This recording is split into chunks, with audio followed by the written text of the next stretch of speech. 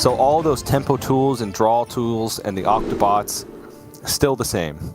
But your win condition usually comes a little bit later, unless you can snowball the board, which happens more often than it does in Garrote. So I like it. I mean, I think that it plays to NoHand's strengths. He's had a solid win rate with the deck the few times that he's brought it. And I don't want to say it's easier to execute, but the pan-outs in the, those super difficult turns in the late game aren't quite as difficult. It's a little bit more simple, but you do sacrifice like the ceiling that Garrote Rook has. But run away, Mankrik in hand earlier, but I can imagine NoHand's going to take it slow, just because it's Quest Shaman, right? You usually have time, especially when you can see them having a reasonably slow start. Yep, gonna also have to be very careful against the Shaman. If you're playing the Garrote version, you don't have to be so careful. If you get Perpetual Flamed, so be it. But you do have to kind of get it done with your minions eventually with this version. So setting up Divine Shields and things with more than 3 health, a bit more of a premium than it is in the other version. But you can also still have those crazy turns where you make 4 or 5 minions in a turn, get Perpetual Flamed, and then just do it again the turn after whilst your opponent's overloaded and create a monster board. So definitely a pretty close one. In fact, once you banned out the hand locks, these two lineups match up very close to 50-50 in every matchup. Yeah. Yep, I would agree. A difficult turn here, NoHands taking his time. He's got the option to go for Efficient Octobot plus Prize Plunderer. It would reduce the field contact in hand, but the follow-up would be not that good because you'd use the Prize Plunderer, so field contact would really just have Mankrik in order to draw cards. And obviously the upside of having Mankrik, the angry Mankrik in your deck at the time that you do pop off with the field contact is you can just get a 3/7 and deal 3 at some point in the game. So I like the hold. The other downside to it, though, is that you know that you'll have to actually spend the mana with potentially more board pressure to activate the Octobot and then wait one more turn.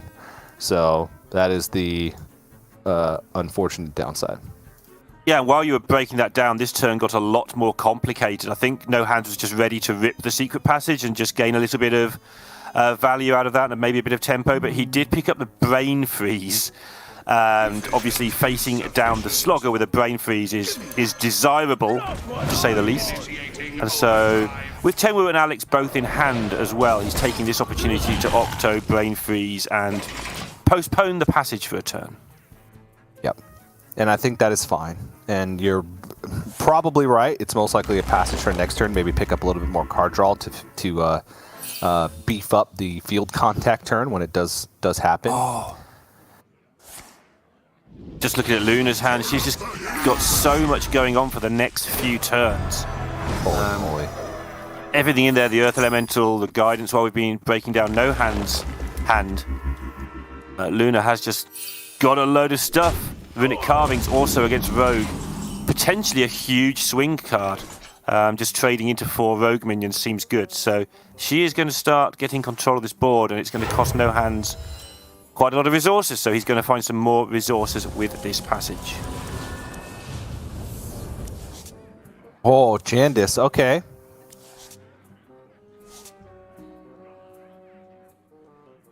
I'm pretty sure it's Jandis. There's some stuff you can do with like Penflinger, Brain Freeze, and then Cult Neophyte to try and block a turn next turn, but I just think Jandis is... The only problem with the Jandis is it's a large source of NoHands value, so maybe he would want to Shadow Step a Jandis later on, which is something he can't currently do. Yeah, it's possible as well.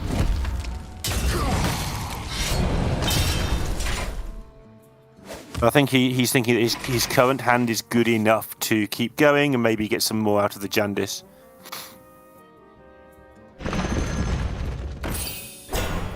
So Luna just plays a 7/8.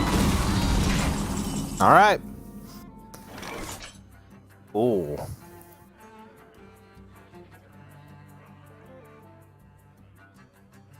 Okay. it's got to be a field contact turn, because when you go through this card by card, none of them actually do anything in terms of buying the board. I was thinking if you could fit in an Octobot, right. But I think that's just too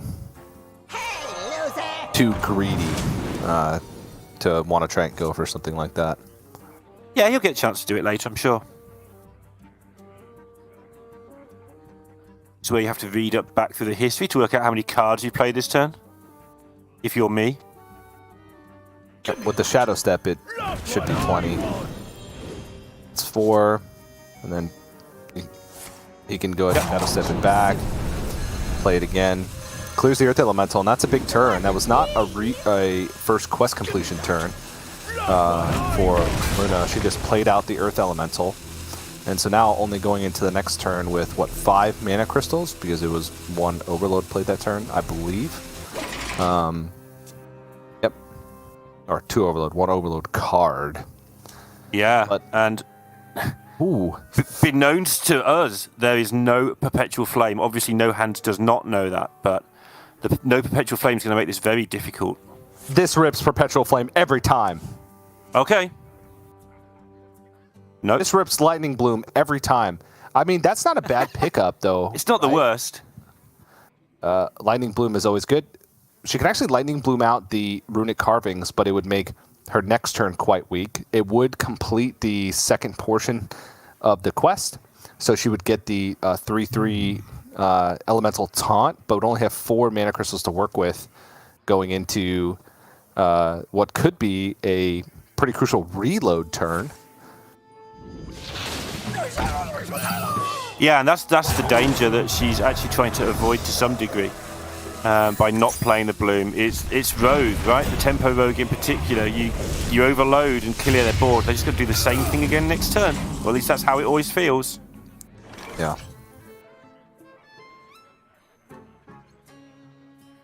Dabs might be interesting here. Just clear the way. You usually want to go face with them, but they seem nicely set up to just blow up the things on board right now and push some damage through. Yeah, could also get a Bolt. So it could go Wicked Stab, Vanessa, Bolt, 3/3. Keep some stuff alive on board. Could also do that with an Octobot. Flinger. Then Wicked Stab, then Vanessa. No one crosses the uncrowned. Or, this way around. It's actually the same amount of mana usage. No, it's... Yeah, it is the same amount of mana usage because he would have had to spend 1 mana on the Vanessa instead of 2 this time around, so... Okay. Initiating overdrive. We can bolt the 3/4 and replay the Flinger is one option to preserve a stab. Or is No Hands going to set up for lethal? Next turn has Alexstrasza Tenwu, Lightning Bolt, Wicked Stab. That's a lot. Which is 23. But now, Brucon is online. Yep. And so are... Oh, Charge Calls, okay. I was going to say Feral Spirits to try and block some damage on board, but... Doing it the Chinese way, where you save your blooms and then you have a crazy turn the turn you play your Brucon.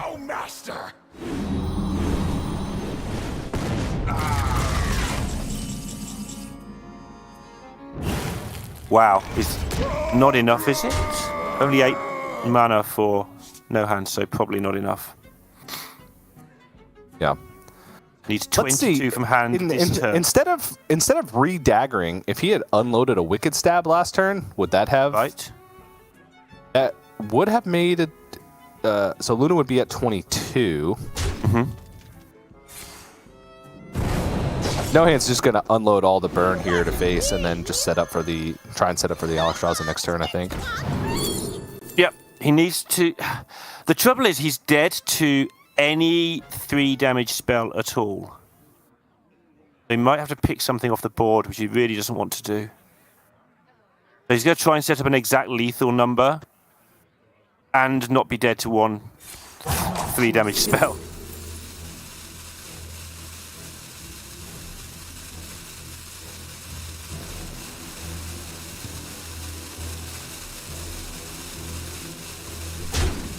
The interesting thing is that because he can't do that efficiently, he might just have to point everything at face and hope there is no 3 damage spell.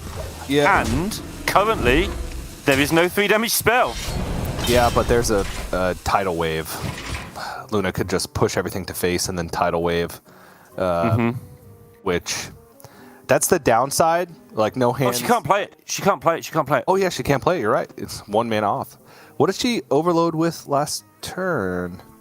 The bloom. She Oh, the bloomed bloom out. to actually get the Cool. Brucon out. Yeah, you're right. You're right.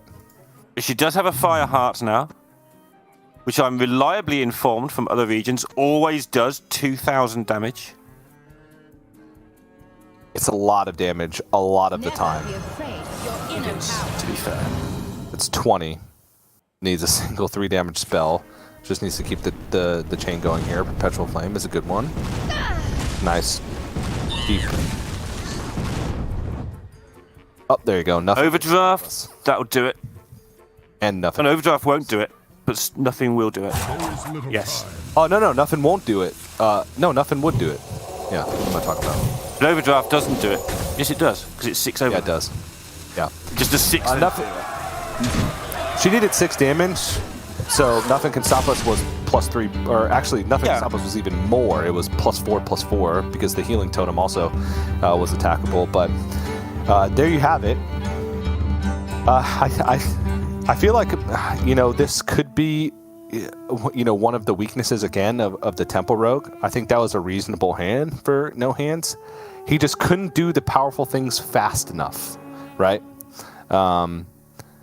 Which that was what he lost on turn 9.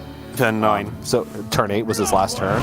You can reasonably expect to kill a Quest Shaman on 8 with the Garrote Rogue, but Yeah, 8's the magic number on Garrote Rogue. I will stick to that for the rest of this season unless some massive changes happen. 8 is the turn that deck does its thing. yeah.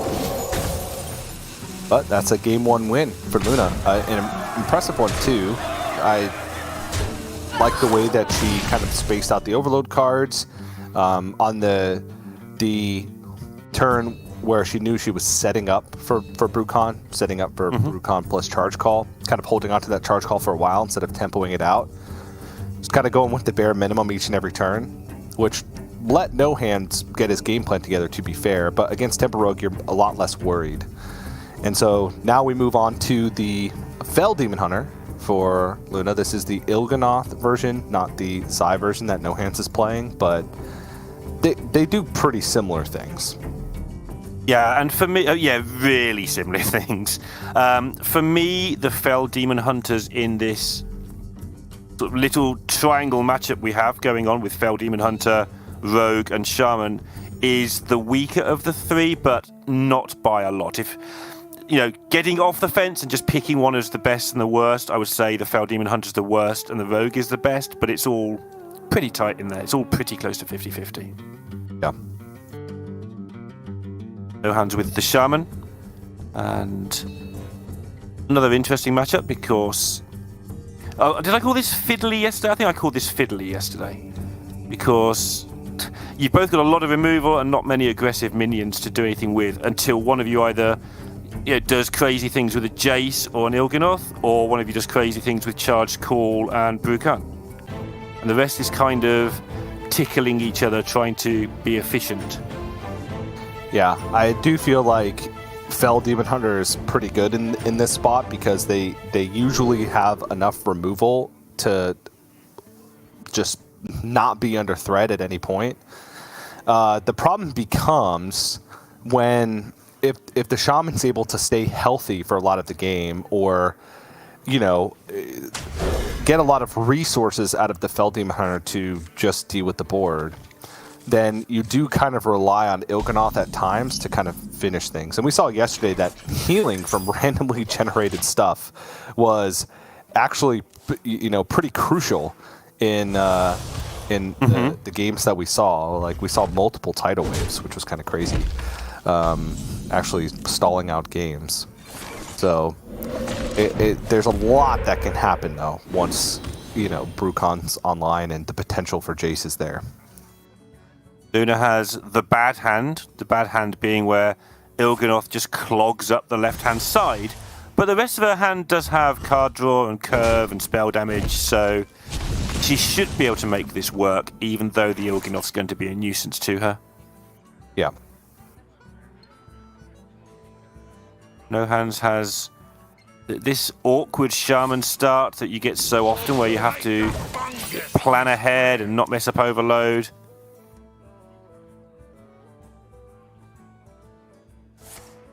And not attack your opponent for 2 turns, apparently. Prison Satyr is interesting, though. But there's no way that No Hands can actually get full quest completion before that purchase. But, you know, a Canal Slogger that costs nothing is still pretty good, I'd say. It's the most no-hands combination ever, right? He loves these sort of tempo-gaining, weird interactions, and this is one of those.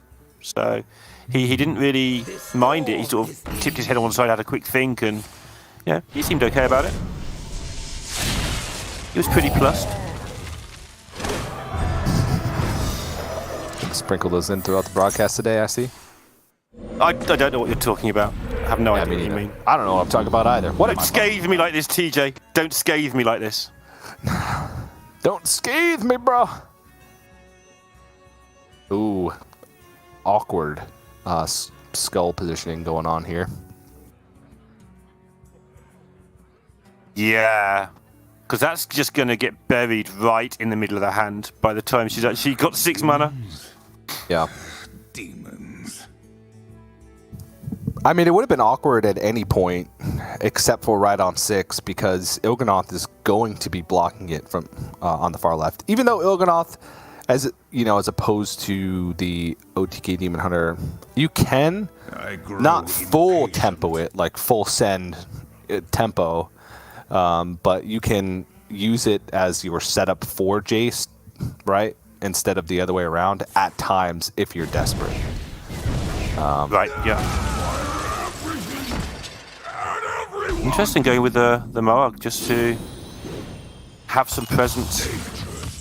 Yeah. Oh. Oh, do you play? You play the full cost one for sure.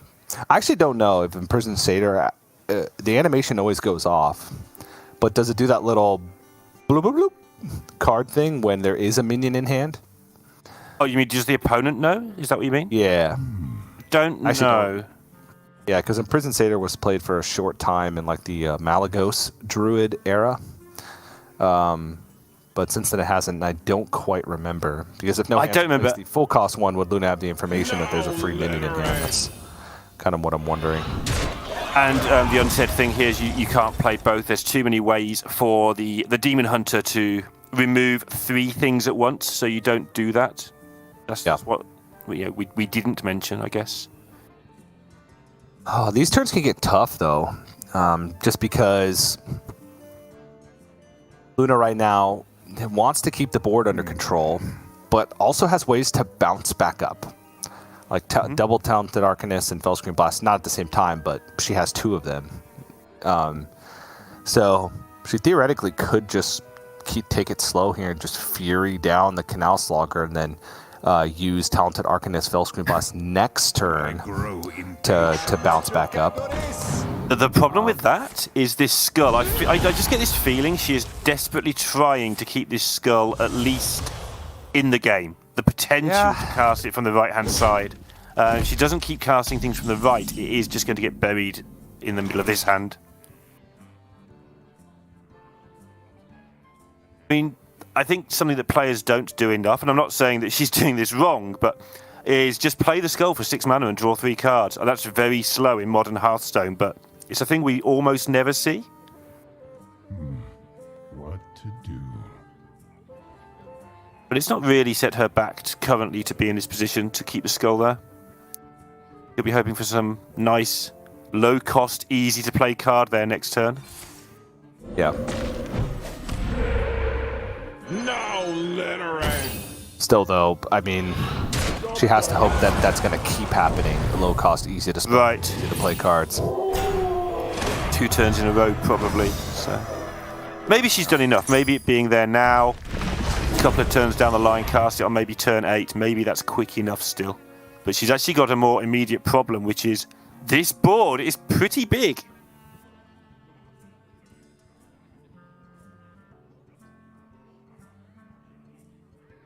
Oops. Excuse me. What are you oopsing about? I just threw something across the room by mistake. Oh, yeah. That's an oops, all right. Like you do, you know? It's just a thing that happens. Sit there fiddling with something and suddenly it's not there anymore. It hits the green screen, everything falls down. Broadcast falls apart. But Luna has a Chaos Leech and not much else here. Yeah, this is, again, the skull positioning is just incredibly awkward. Still could Fury down 1 and then Chaos Leech the Canal Slogger, so that way the healing's not wasted. You're only leaving 5 power on the board. But Tempo Il'gynoth it is. That's a pretty big deal because Jace doesn't always get there by itself. You have to have some damage kind of preloaded for Jace to really do a lot. So this is a big deal for No Hands, right? There's a lot of information. He can kind of choose to like play things a little bit slower now, even though his hand doesn't really say play this slow. Because he just doesn't have the resources to be able to do it. Well, to keep in mind, Il'gynoth does deal 8 if you attack into it, so I'm sure a Lightning Bolt will be appropriate here. But No Hands doesn't take too much damage. Yeah, it was a pretty elegant solution from Luna, because now she can just play naturally from the left if needed. And the skull, she can play that when she wants from turn 8 onwards. We talk about the skull a lot because she's going to need to refill at some point. She's running out of stuff to do in her hand. And she's going to need to do it soon because she's starting to take quite a lot of damage. Oh, isn't that always the way? It's just right in the middle. Right in the middle.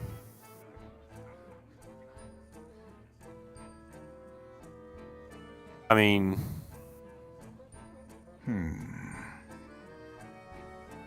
But if she Chaos Leeches and Furies here, she's under no immediate threat, is she? Just for a turn or 2. Yeah. We can see Brukan into charge call is kind of the way the game ends, usually. So, No Hands does have that set up.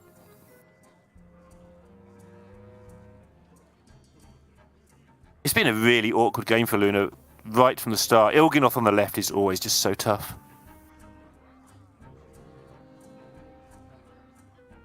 I don't even know what the play is.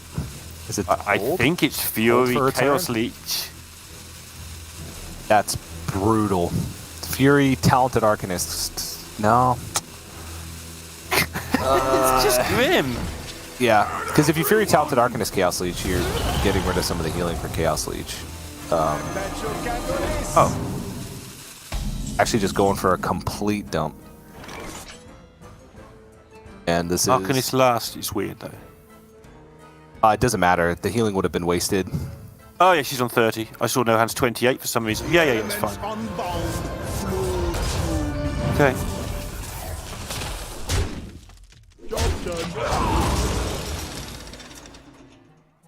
Oh no! Oh, after all the hard course. work. Of course.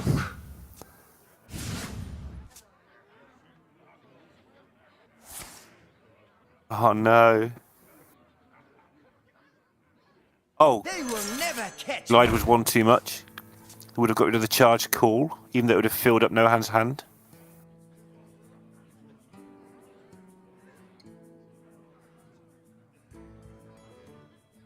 I think Luna needs to expect to need to win next turn. Or need to clear a scary board when I say win.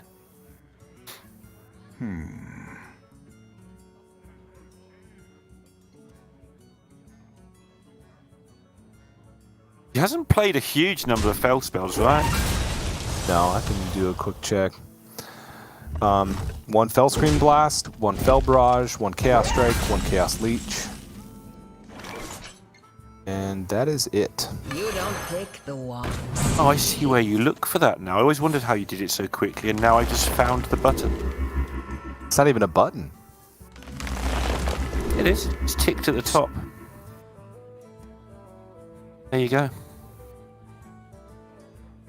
Oh, okay. Mine was pre-ticked. Okay, I see. Uh-huh. Mine's All now right. ticked. So I'm as good as everybody now. Lots of damage. Is it 10. 9? Okay, 10. It is 10.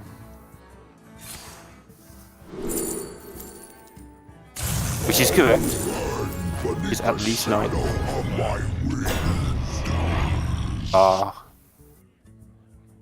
Spells Those are big. difficulties. There is little time.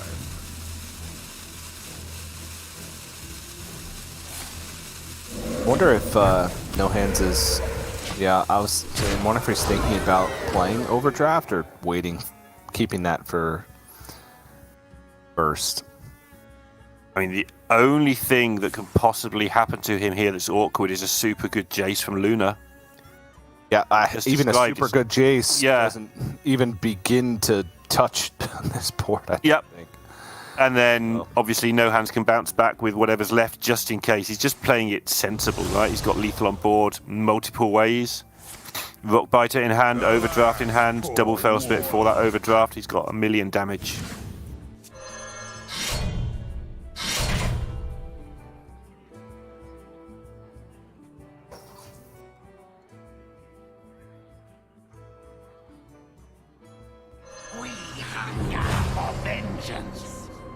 Yeah, well, Phew. she can heal to full right here. Time grows short. But regardless, she'd be leaving 20 power on board.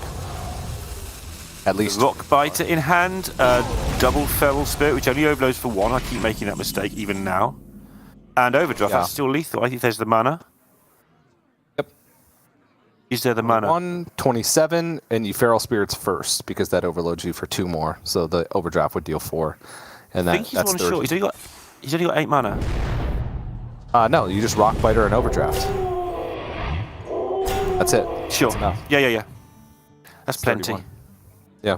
We're good. That unlocks the mana as well. Yep. 20, 21, 26, 31, 25, 31, yeah. No Hands taking this one down. Goes back to 1-1. And the more I see of this matchup, I know it wasn't a very representative one because Luna's hand was pretty grim. But the Shaman just seems to get it done in this one. Yeah, so the Zai version I feel like is even more difficult because you don't have your secondary onslaught is the same. You have to like wait for Zai and then combo Jason to Jace, and that's it. Whereas the Il'gynoth version, a lot of times you can go Jace and that will clear the board and deal some damage most of the time. Yep. And then you end the game with, needing a little bit more damage, end the game with Il'gynoth. But it was just kind of an awkward pan out for Luna. The skulls, even though the skull came off the top, she was planning for the other skull, and so using her resources very liberally. And just wasn't able to get kind of the draws that she needed. She stayed at 30 health pretty much the entire game. But that doesn't matter if you're not advancing your game plan, dumping a bunch of fell spells, and drawing more cards, getting closer to the Jace. So No Hands, I feel like he went just far enough each and every turn, held on to enough resources so that he could reload on the board. Like the turn where he could have played double Canal Slogger and put a lot of pressure. There's a reason to do that. Got quest completion in a timely manner, kept putting board after board in the way, and then boom, Brucon, charge call, rest is history. Now No Hands moves on to his own Fell Demon Hunter, and this one is the Zai, the Incredible version, instead of Il'gynoth. Upside is you can get 2 Jaces, and Zai is a much more easily dumpable card for Skull of Gul'dan if you need to than Il'gynoth is. Yes. Because at least you're getting something out of it. So Downside is he's a 5-mana 5/3. It's really slow. Like, joking aside, it's really slow. You've got to give up a whole turn just to generate 2 cards, and then while you're doing that, you're not playing fell spells. So I think the jury is still out on this one.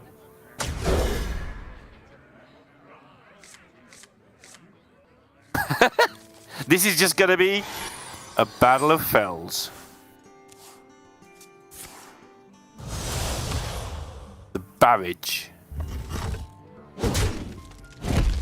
pretty good skull position for no hands right off the bat. Yes. 3 easily dumpable cards on the left side. Oh my god, I'm blinded by the green right now. It's just so much green.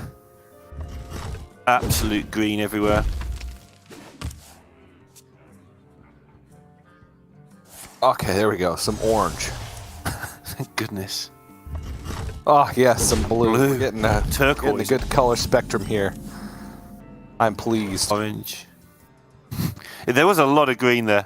It's even got like the green board and No Hands green screen, which no longer looks like he's unveiling a painting tomorrow. I'm impressed. I mean, it's still the same. His camera's just slightly more zoomed in. He's just put the camera in a better spot. Yeah, exactly.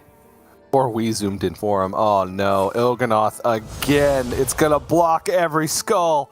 There's not even an Illidari studies to try and fish for it on 6.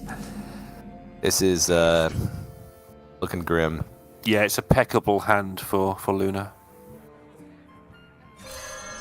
I don't think that's one of them. I don't think that's a word. So what's the opposite of impeccable? I bet you can do this. Impeccable, but it doesn't mean what you think it means. It's a different word. Oh, okay. What does it mean? It's an adjective that means capable of sinning. You had all these ready, haven't you, to trick me as it goes by? Yeah. So it's not used in the same Because it's actually a exact word. opposite fashion of impeccable. Yeah. This is going to be an interesting broadcast, isn't it? Or Teach impeccable people is about used words. incorrectly a lot of the time because of the origins of the word impeccable. I don't know. It's one or the other. Okay. Appreciate that. But good effort, Neil. I see Appreciate the that effort. I've been betrayed by my colleague, my fellow American here. You've been scathed. I've been scathed. All right, what's the hand size? It's all new hat to me, TJ. Jumping 2, drawing 3. Hand size is good. They both have Vipers, I think, by the way. Okay, that's relevant, of course. Because they both have Warblades. Yep. I don't think you keep it. I don't think the Warblades are scary enough to keep it. Maybe you don't trade it until you need to, though. You're not in a hurry to dump it. Yeah. Alas, Let's go! poor warlock.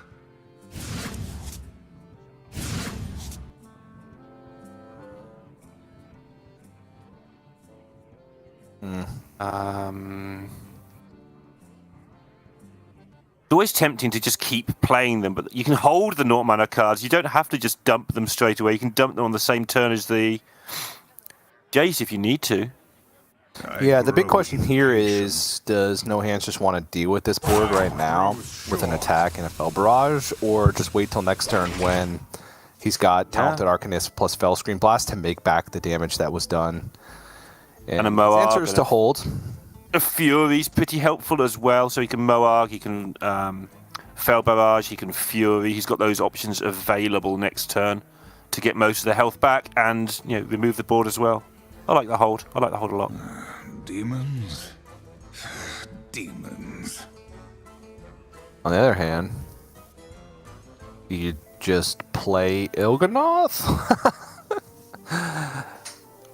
If it sticks, there's Aldraki Wardblades and Fury next turn, plus the Il'gynoth attack, which is a lot of damage. Never sticks. It'd be rank 2 plus Aldraki Warblades, that's 5, plus a Hero Power, that's 6 times 2, 12. Okay. It'd be 20 damage just on board alone. But yeah, after a skull turn, it's very rare that it sticks. Grows You're short. And correct on that one. even if it does stick, that means that No Hands has a lot of things that can probably buff the weapon or something, and either you can kill it that way or gain a load of health anyway. So yeah, she's having to hold. Oh, this is smart though, because she still sets up. Oh no, it wouldn't be 12 damage from hand. It would only be 10 damage from hand. Never mind, because she wouldn't be able to fit in the hero power. But like Il'gynoth Fury. Sure. Still, it's a lot. Yeah. No Hands needs to be careful, but he has got a lot going on. Demons. Demons. These are the turns where the great players show themselves. Like you play this on ladder at my rank, and you just play your cards, and it's good enough. But No Hands will optimize this most likely.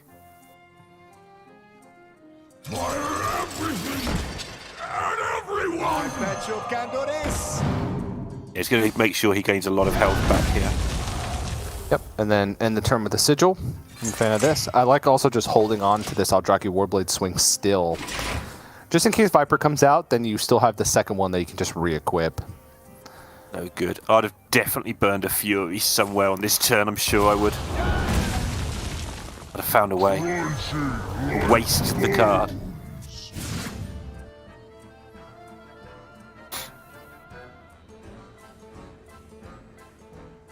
Yeah, Luna has the less problematic. I mean, she's got the worst hand, but she has the less problematic game plan in that the longer it goes, the more she can just do the old school OTK combo. Yeah. And No Hands is the proactive gamer because he does have to set things up ready for this double Jace that will probably be his killer blow if he gets it in.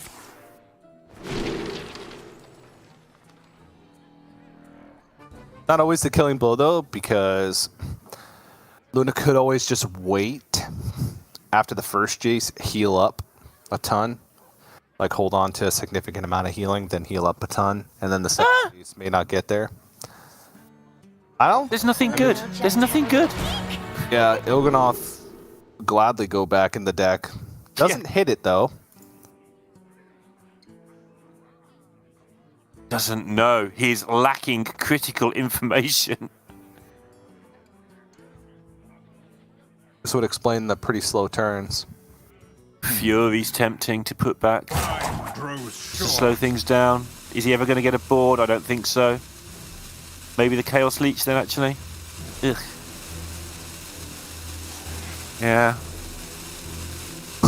Does the well, not bad.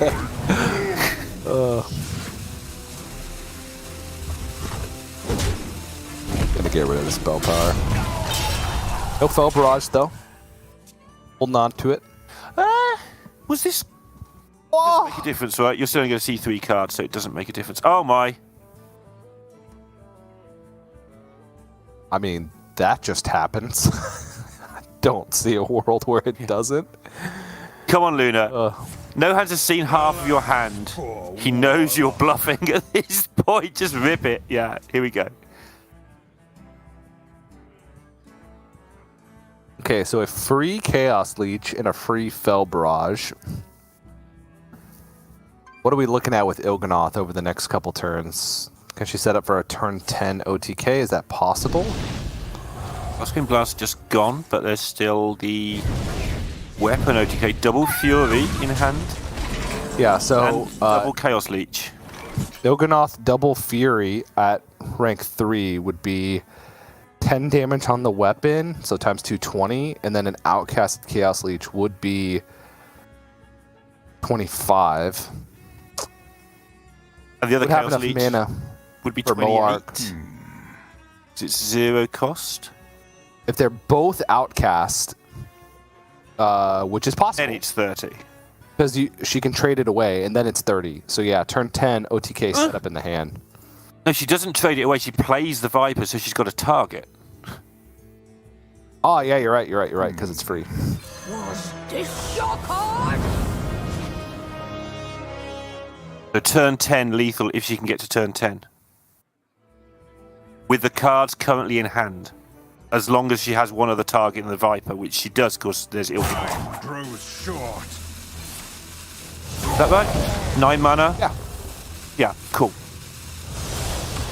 Oh wait, 9 mana. Did I just say 9? Because that's how much is next turn. Well, no, it's not now. 9 mana because the Furies are only 3.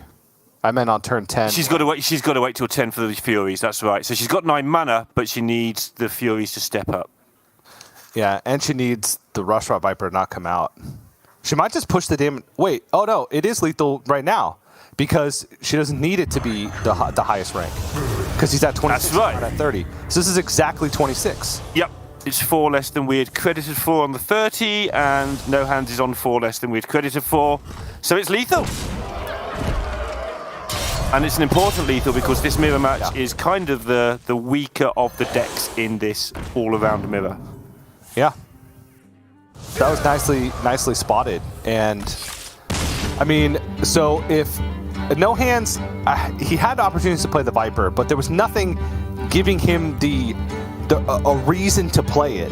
He played Stelina, didn't see an Il'gynoth. He saw a skull, but a couple of the skull cards were played, and it didn't look like Luna was trying to set up for anything. That was her whole hand that she played to get that OTK. And so, kind of crazy. And it would have had to be a dumpable card as well in between if he thought that Il'gynoth might be there. Just kind of a crazy kind of scenario to have to play around in that instance. Yeah. Yeah, nicely done from Luna there. We got there between us, but took a while. Yeah. Yeah, we were both calculating from 30, but No Hands was at 26, and that makes up the difference of the 1 attack from each Fury, because that's doubled up, that's 2, that's exactly 4, so nicely done. And now, Luna up 2-1 in the series with only the Garrote Rogue left to play. And looking at the remaining matchups here for No Hands, he's got his own Tempo Rogue, which we've actually seen that matchup go the way of the Tempo Rogue multiple times. As crazy as that sounds. And the Demon Hunter left, the Fell Demon Hunter, which I feel like is just a little bit too slow. Definitely doesn't like decks that... Well, there's a couple caveats to that, right? Mm-hmm. Generally, it doesn't like decks that can deal 30 damage to it because a large part of its power lies in its ability to heal. But on the other hand, the Garrote Rogue has no way to defend itself outside of Cult Neophyte. There's no ways to heal, you know, maybe get Ice Barrier from Wand Thief. So you can just start shipping damage at a certain point in the game and sometimes get there before the Garrote combo can go off. So feel that Luna is one of, I'm going to say, the few Grandmasters across any region who has looked actually pretty good on this deck. There are others. Certainly don't want to insult the few that have been good, but most people have looked pretty shaky on this Rogue deck. I doubt that will be the same when we get as far as next week. But for now, there's a few people still looking shaky on this. But Luna is not one. She has looked pretty good on this. Yeah, I will agree.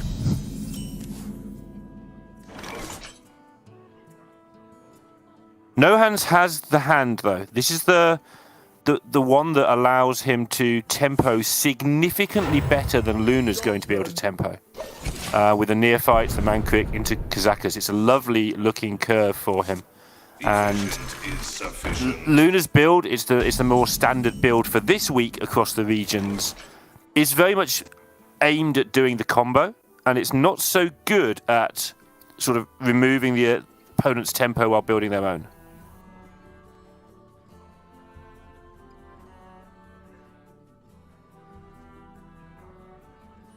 I wonder. Tempo Octobot. Yep. And No Hands is going to make sure that Luna doesn't get much say in how to trigger it. It means he doesn't get to play his Neophyte. Very interesting decision, this one. I'm looking for a few good moves. Yeah, it just kind of allows Luna to play closer to the curve here. The hand isn't like that fantastic for Octobot, right? There's no field. Oh man, for some reason I thought that said, I thought she picked a 10 for a second. Goes with a 5, so next turn is probably Secret Passage, try and dump a bunch of minions. Yep, and then get the Greater Golem and beef him up. that would have been ambitious. Just take a 10 on turn 3, and you and I would have been just like, what? What's going on? What is happening at this godly hour?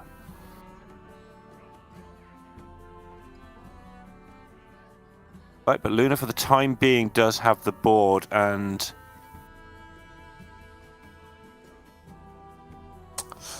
this could be a prize plunder turn. Yeah, I think she's got to pivot here because prize plunder is clean. She can still stick a lot of stuff on board.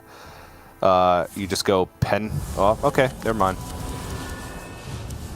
I think you could argue she both ways. Considered it, and it looked like she's going to have to put a lot of removal on the board just to get rid of one thing. Yeah. Whereas that would be useful a bit later to take down maybe 3 things. If NoHands' next turn is play his own removal spell, she's got it all in hand ready to fight back this way, I think. Yeah. Yeah. Choose soon. Efficient is sufficient. Pretty meh secret passage, though, for her. Yeah, this is second Octobot plus Shadow Step. That's an upgrade. Probably. We saw yesterday Luna playing this as maximum tempo as possible in one of the matchups. I think it was turn 1 Org Merchant and just, I'm going to beat you up. And we're seeing that again now in this mirror. Yeah. We'll get another proc, but again, it's pretty rough. She's not going to need it. She's just going to plop out the golem. She can. Yeah, she can Octobot proc as well. Oh my. And golem. Give everything +2/+2, and NoHands hasn't got. She's not even going to have the board space to dump enough stuff in hand for the Octobot to even be relevant. All right, there we go. NoHands trades into one of the 2/1s. Yeah, this is going to be probably too much power. Oh, the Shadow Step, but doesn't matter. Luna just wins this turn. She procs the bot, and then she plays the whole hand, finishing with a golem. And if NoHands can clear that, good luck to him. Yeah, with a Neophyte thrown in there as well. Yep. She has the mana for that. Why not? Initiating overdrive. Oh, this is... Oh. Could just be the end of the game right now. Yeah, I think NoHands doesn't have a way to generate Perpetual Flame or Flame Strike. Oh, he has a way to generate Flame Strike, but not cast it.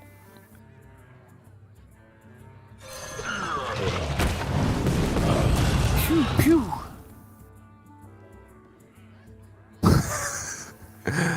And I think that'll do it.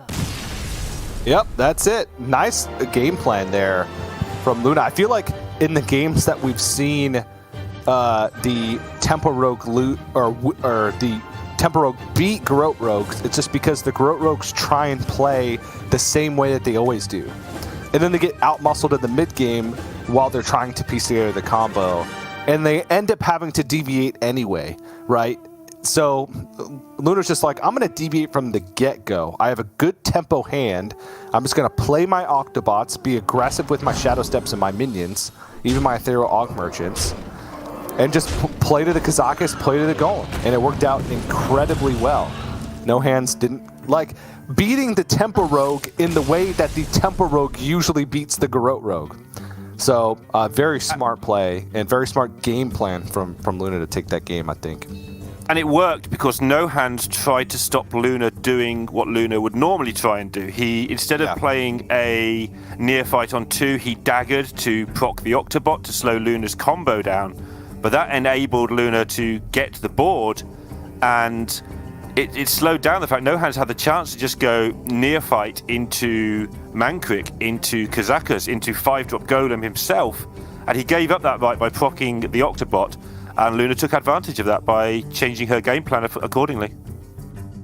Yeah, and I think that's